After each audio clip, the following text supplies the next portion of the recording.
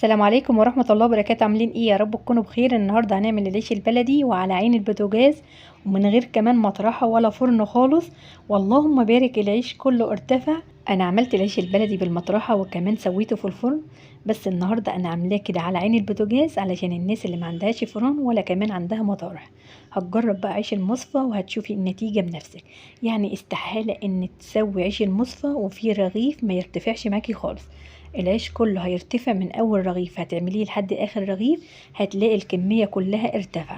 يا ريت بس تتابعيني للاخر، ويا ريت لو اول مره تشرفيني يا ريت تدعميني باللايك واشتراك للقناه علشان يوصلك مني كل جديد. في الاول بقى بنسمي الله ونصلي على الرسول عليه افضل الصلاه والسلام. اول حاجه كده انا هعمل معاكم دقيق مدعم، يعني دقيق اسمر. بس طريقه النهارده اي دقيق موجود عندك في البيت ينفع تعمليه، يعني ينفع تعملي دقيق اسمر او تخلطي مع الدقيق الاسمر دقيق زيرو، او تعملي دقيق زيرو وحده، لان مفيش ريحه خالص. احنا هنفرد بالنشابه. بس اهم حاجه يا جماعه هي خطوات العجين. انا جايبالك كمان خطوات العجين خطوه خطوه، وكمان انا مش مسرعه الفيديو، يعني هنمشي مع بعض خطوه خطوه. انا في الاول نخلت الدقيق وطلعت منه النخاله، وبعد كده ضفت مع الدقيق 10 جرام خميره فوريه، يعني معلقه كبيره، وكمان ضفت ربع معلقه ملح. وما ننساش الملح في اي معجنات، الملح علشان ما يخليش العجين ينفض، والنفطه هي اللي بتخلي سمك الرغيف من تحت تخين ومن فوق بيكون رقيق كده وفيه نفطه. فاحنا هنضيف الملح في اي معجنات. وبعد كده هننزل بقى بالميه واحده واحده، يعني في اول العجين انا قلبت بالمعلقه وفضلت انزل بقى بالميه واحده واحده لحد ما الدقيق اختفى. الميه اللي انا بعجن بيها ميه دافيه زي ده ملايين. كل الخطوات دي لازم نظبطها يا جماعه علشان العجين يطلع معانا مظبوط. بعد كده انا شلت المعلقه ونزلت بايدي علشان اظبط العجينه. انا عجنت بقى العجينه على اليابس، وبعد كده بطري فيها واحده واحده. وانت بقى بتطري في العجينه هتلاقي العجينه بتتقطع، بس مفيش اي مشاكل خالص. اعجني في العجينه لحد ما ترجع معاكي تاني عجينه متماسكه مفيهاش اي تقطيع. يعني كل ما تخدمي بقى في العجينه كل ما هتطلع معاكي تحفه. وعجينه النهارده عجينه كده في الوسط، يعني مش عجينه طريه قوي بتتلزق او عجينه يابسه، عجينه كده في الوسط. نحاول بقى نظبط خطوه العجين وان شاء الله بقيه الخطوات كلها تكون سهله.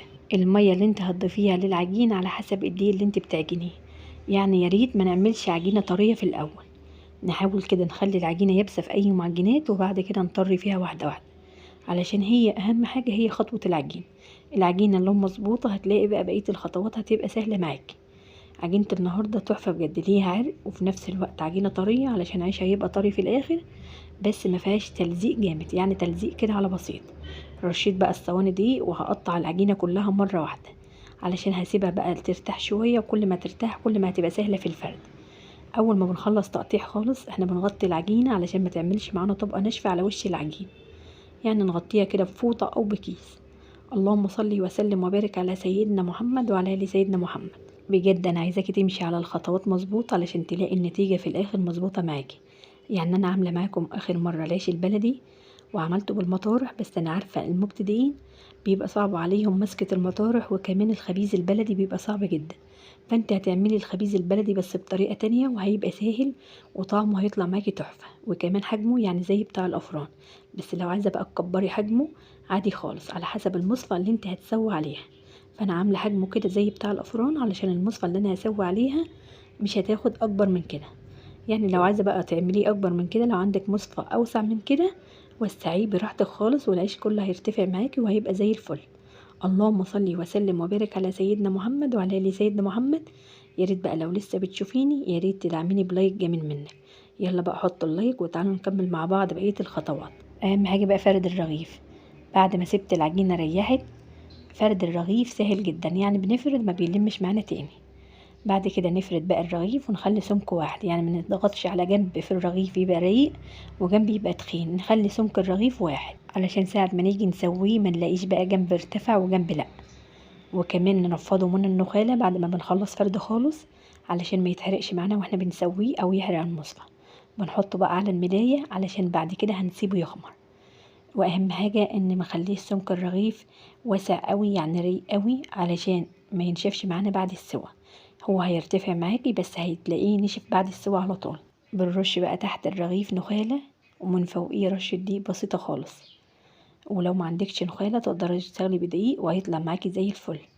اهم حاجة بس ما تخليش نخالة كتير او دقيق تحت الرغيف. وبنوسع بقى بعيد عن بعضه واحنا بنرصه كده على الفرشة علشان الرغيف لسه هيخمر وما يلزقش لبعضيه. وانا كده خلصت فرده خالص، هغطيه بقى بملاية العجين وهسيبه لما يخمر. في الصيف مش هياخد وقت خالص، يعني بعد نص ساعه قمت خبزته. بتشوفيه لو لقيتيه اول رغيف طلع معاكي سمكه من فوق زي من تحت، يبقى كده العيش اختمر. لو لقيتي بقى سمك الرغيف من تحت تخين ومن فوق رقيق وفيه نفطه، يبقى تسيبيه بقى شويه وترجعي تخبزي، وان شاء الله هتخبزي بقى بقيه الكميه وهتطلع معاكي زي الفل.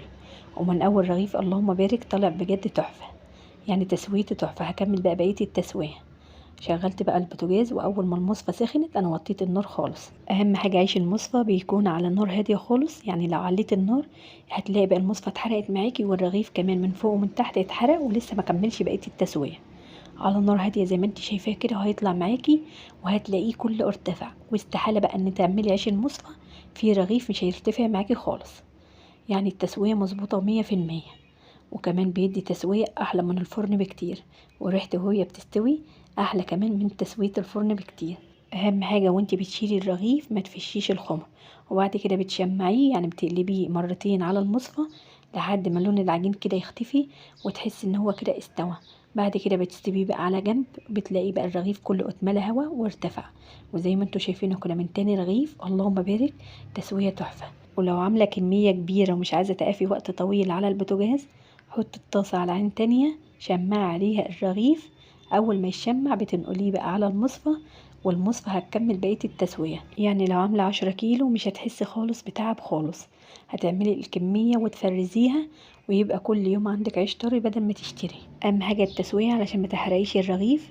وطي النار خالص، ولو البوتاجاز عندك ناره حامية انقلي المصفى على أصغر عين في البوتاجاز وخلي النار هادية خالص. لو النار عالية مش هيطلع النتيجة اللي انت شايفاها. هتلاقي بقى الرغيف اتحرق من الجنبين والمصفى كمان اتحرقت. يعني شايفين كل الكمية اللي انا سويتها كده وشكل المصفى زي ما هي، لان مفيش نخالة تحت الرغيف كتيرة، وكمان النار هادية خالص مش عالية. لو لقيتي بقى الرغيف طول معاكي بتعلي في اخر دقيقة كده ثانية واحدة وترجعي توطي، بتلاقي بقى الرغيف اتملى كله هوا وارتفع. ادي بقى كل الكمية اللي انا خبزتها اللهم بارك كلها ارتفعت وكمان طرية بعد السوى. وكمان كل اللي بتخبزيه بتطلعيه في فوطة وتغطيه علشان يفضل معاكي طري. انا علشان خاطر التصوير مخليه على البوتاجاز. اهم حاجة التسوية المظبوطة علشان يطلع معاكي طري، وكمان تسويته بجد تحفة. العيش كله ارتفع ونشوفه كمان من جوه سمكه بقى من فوق زي من تحت، يعني السمك واحد. وانتي بتخبزي لو ما لقيتيش السمك واحد، يعني سمكه ريق من فوق ومن تحت تخين، يبقى كده العيش منفض. اصبري عليه شوية وارجعي اخبزي. بتمنى بجد ان يكون شرحي بسيط، واتمنى ان انتي تدعميني بلايك واشتراك للقناة. استنيني فيديو جديد. السلام عليكم.